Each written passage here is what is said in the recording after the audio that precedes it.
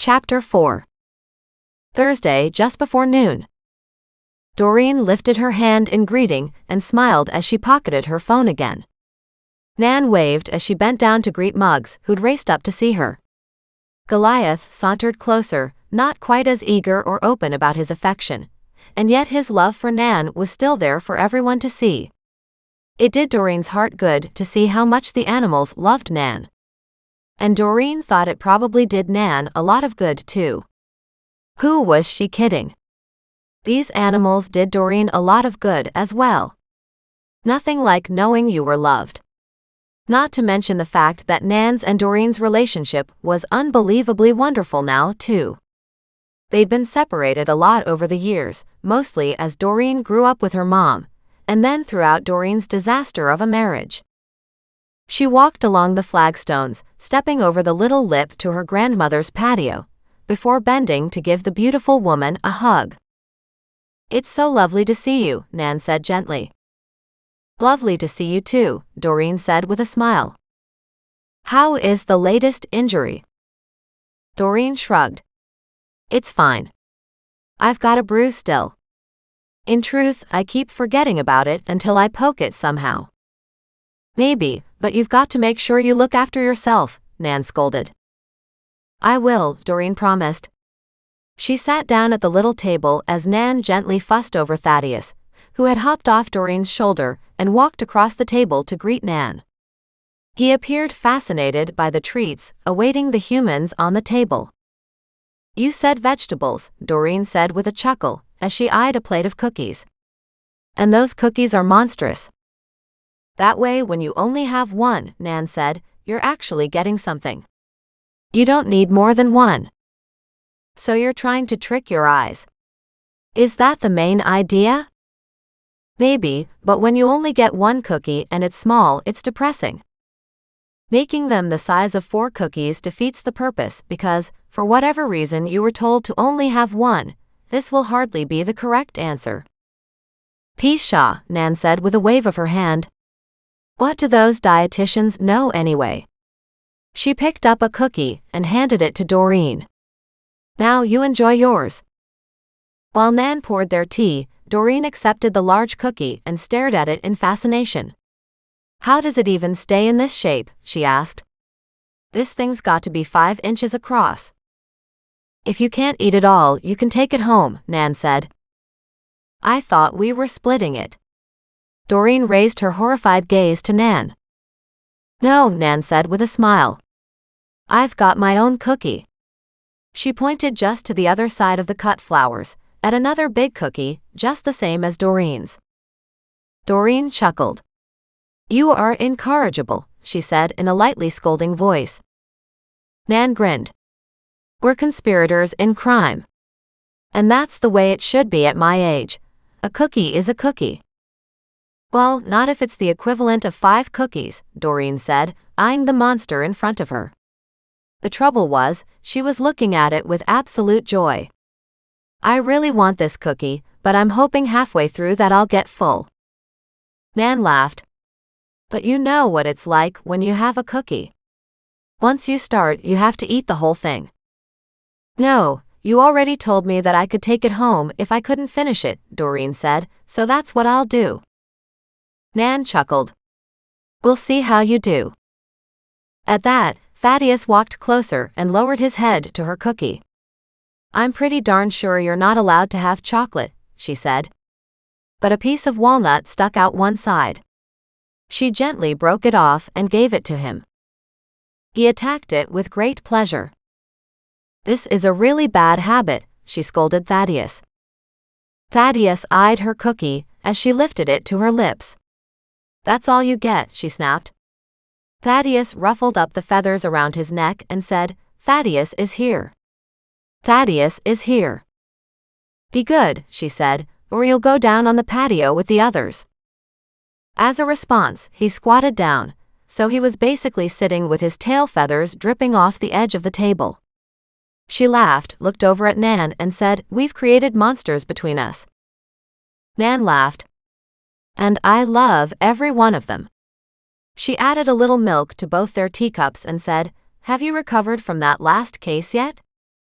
I asked for 3 days of peace and quiet, Doreen said with a chuckle. And somehow, ended up with almost a week after falling off that dratted bridge. So yes, I'd say I'd recovered. In fact, I felt so good this morning, I started digging in the backyard garden again. I wish you hadn't, Nan said. You needed time to let that ankle heal. I would have stopped if there'd been any pain, and there wasn't. I think the ankle is fine now. She dug into her pocket and brought out the 2 little metal plates and placed them on the table. Besides, I have a new puzzle. The day I fell, Thaddeus brought me these. I had them in my pocket but only found them after they went through the wash, and I put these pants on today. Nan picked them up and looked at them in surprise. Oh my, I know somebody who did this. Did what? Those numbers are a date, she said, and that's a name. What is that name? Kelowna, something or other? Doreen asked. I figured it was a company. Well, it kind of is. But not really. He tried to make a go of repairing and sharpening tools and stuff like that. He had these little metal plates made up out of tin, and he stamped them with his mark and dates. Interesting that Thaddeus found them. She raised her gaze. Where did he find them? He brought one to me, so I don't know where he got that one. Then he took me to a spot where the second one was. I presume it was close to the first one, on the opposite side of the creek, almost down to the lake. Interesting. Nan replaced the 2 little metal plates in front of Doreen. Something's rattling around in my brain, but I can't remember what it is. Doreen nodded and kept working on her cookie and her tea.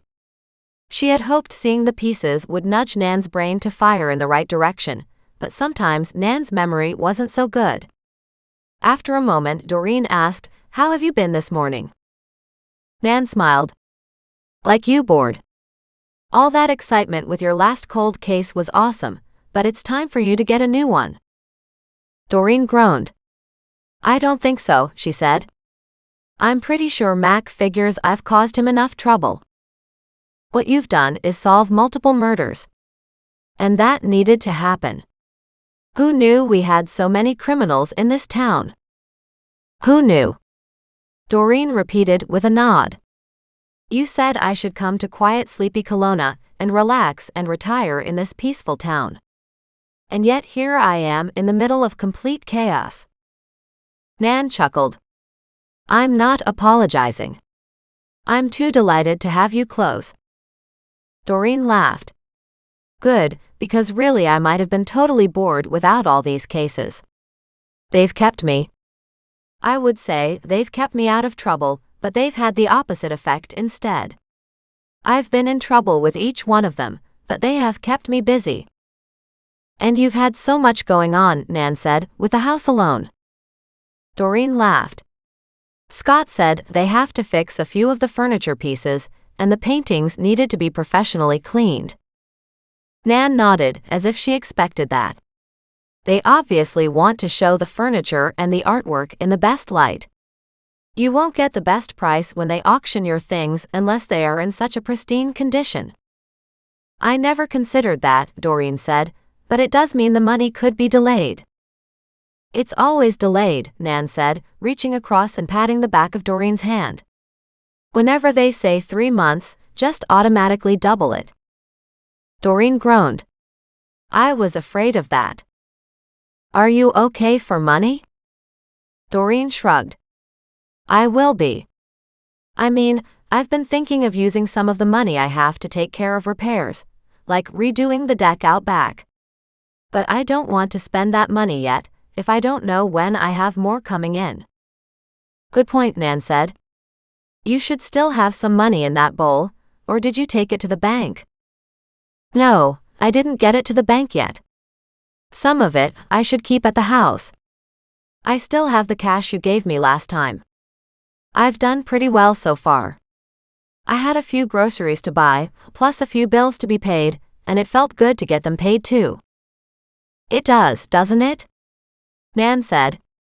You'd think some of the residents here would have helped you out as a thank you.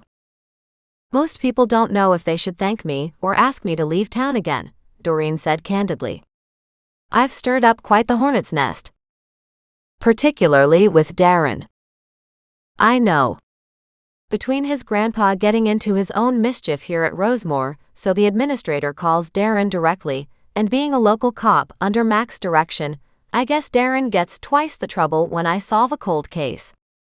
And that's still an ongoing process. Maybe, Nan said, but I'm sure everybody will be much happier knowing all these murderers have been caught, and all these poor victims have come to light, so the families can get the truth of the matter, then can mourn and hopefully move on.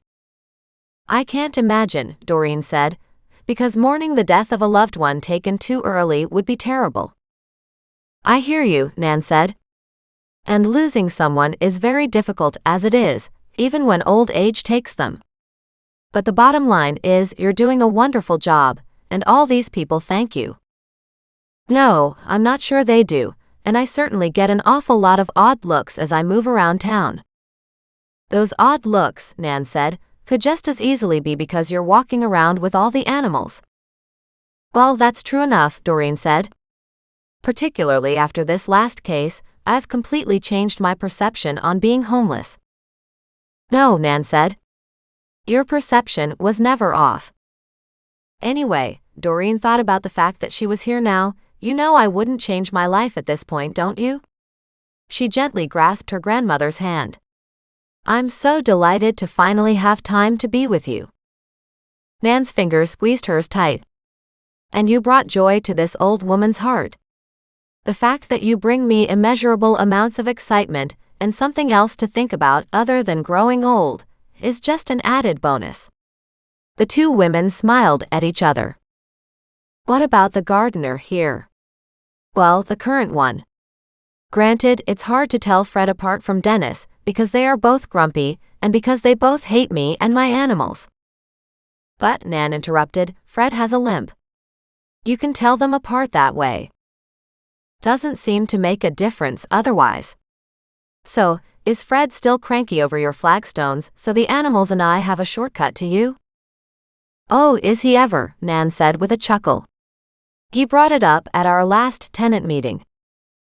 Wow, Doreen said. He must really have strong feelings about them to still be angry, after all this time. He does. He doesn't want you to have access to me at all. I wonder why. Doreen asked. Sounds like he has something to hide. Nan's eyebrows shot up. Oh my, she said. Wouldn't that be interesting? Then she stopped and picked up the little metal plates. You know something? He's related to this guy. What guy? Doreen asked. The man who made these, Nan said, looking up at her with a frown. I just said that. Are you having trouble with your memory, dear?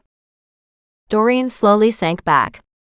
Nan, you were thinking you couldn't remember who made these. And then I told you who made them, she said, holding one up.